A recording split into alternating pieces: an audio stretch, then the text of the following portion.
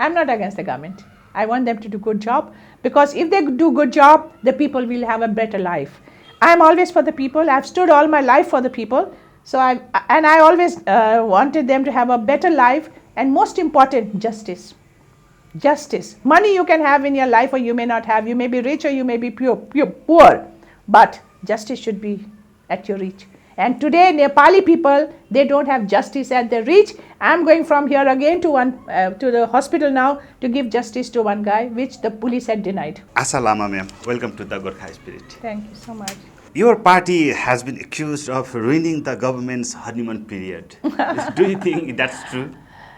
There is no such thing as honeymoon period. You know, we don't compare a government with the couple, okay, married couple. We don't want to compare. That is something different. But politics is something different. So the word honeymoon period is a narrative created in the past. But we are the true, true patriot of this nation. So we don't want to mix a couple's life and marriage and politics. They are two different things.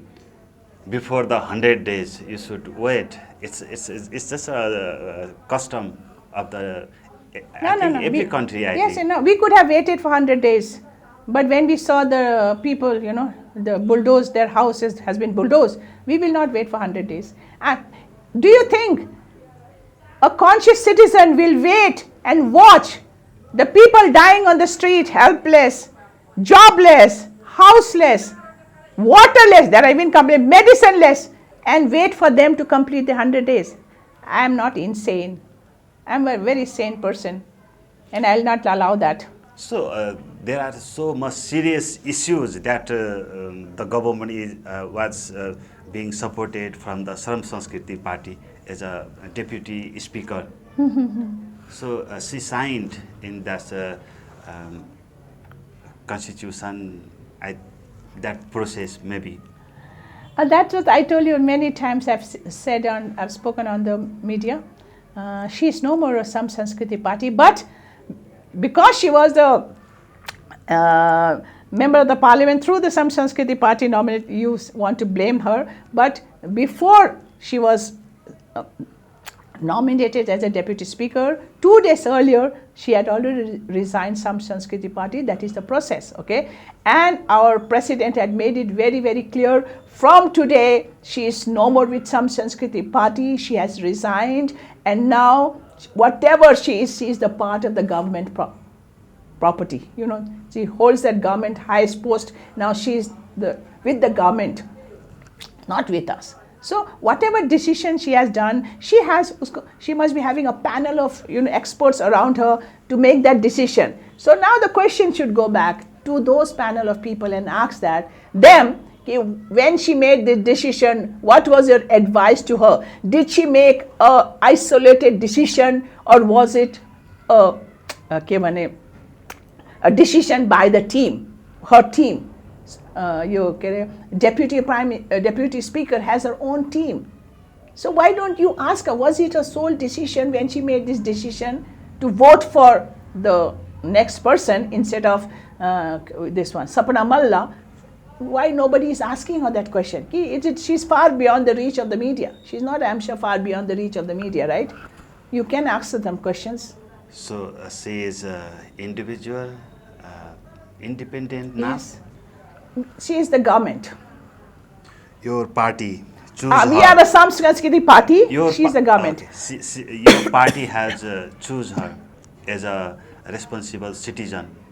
It's because MPs are very powerful, responsible post. And the deputy speaker is more responsible than the MPs. Because I can understand. Her signature make the government just like a dictatorship. That's what I'm saying. That I think we should now take the mic in front of her and ask, what is the reason for you to make this decision? The person who made the decision, nobody is asking her. Nobody is asking her the question, why you made this? You made a wrong decision or a right decision, whatever. It's a tradition that the party is responsible for the speaker, deputy speaker. But before, in the past, actually, Maoist speaker Agni Sapkota, he's still in the party. Yeah, but as long as that was a corrupt system, I'm telling you. Yesterday, there was so much of irregularities and no system.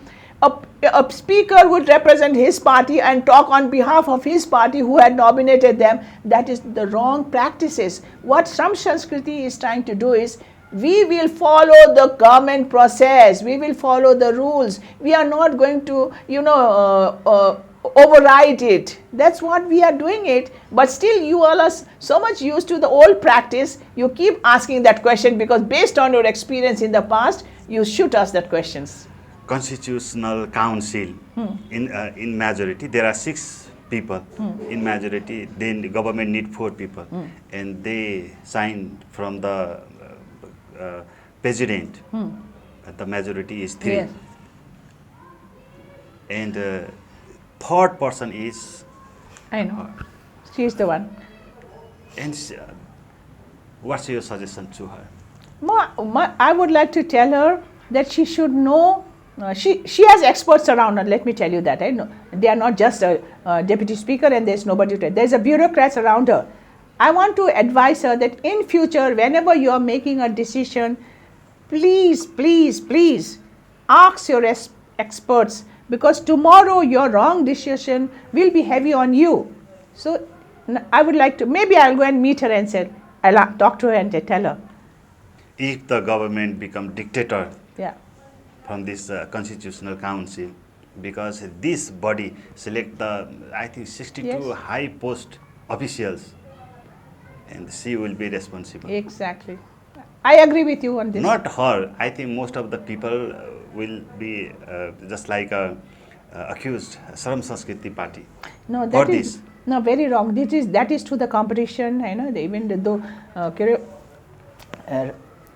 Rashtra Prajatantra Party were also 2 of them competing for this post, hai na? Raprapa, yes. Raprapa, even. And now they voted, Rashtra Swatantra Party voted for her, no? She got the, I think, unanimous voting, right? Only UML only stayed away from that voting process, right? She got unanimous votes from all the people who were present there. So I don't know, in future she has to be very cautious, otherwise her future in Nepal politics will be zero. Shram Sanskriti will be collapsed due to her. Do you think so? No. That our president has said it very, very clear. The media sector, I think most of the media company houses know very well the Balin, his behaviors, very well. And she blindly supported him. There was one news I read that I believe she was the Balin fan.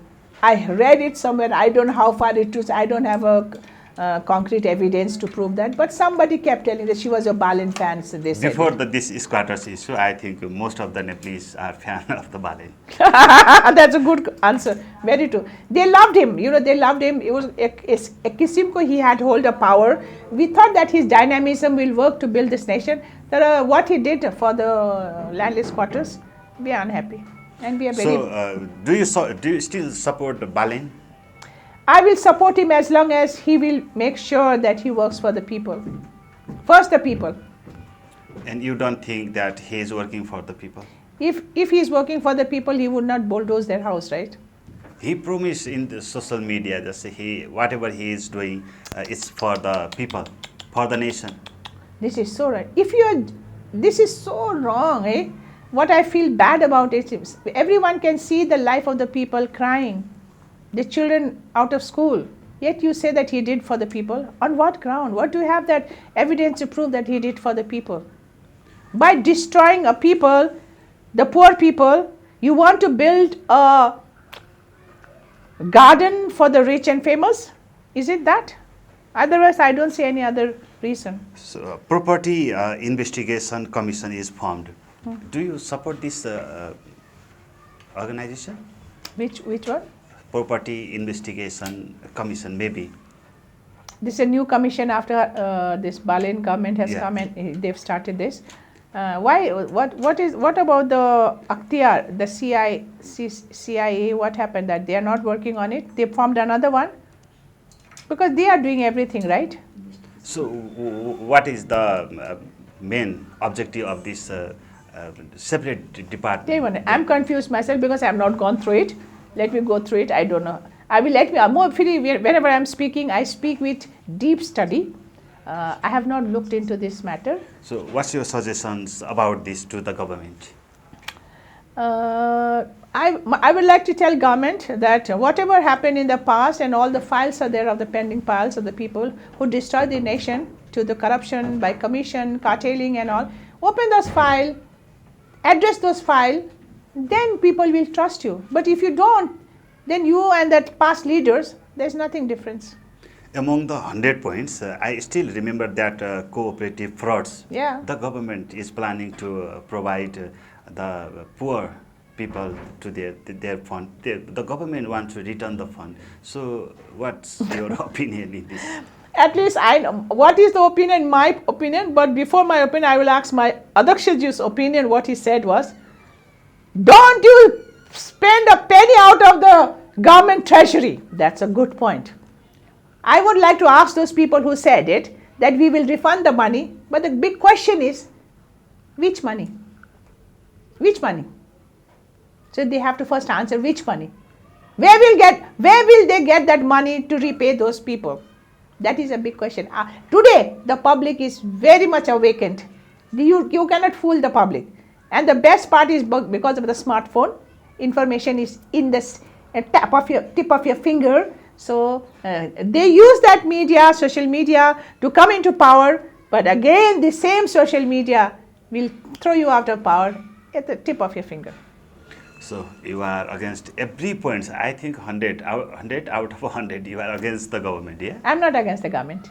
I want them to do good job, because if they do good job, the people will have a better life. I'm always for the people. I've stood all my life for the people. So I always wanted them to have a better life, and most important, justice. Justice. Money you can have in your life or you may not have. You may be rich or you may be poor. But justice should be at your reach. And today, Nepali people, they don't have justice at their reach. I'm going from here again to the hospital now to give justice to one guy, which the police had denied. Thank you. Thank you so much. for joining us.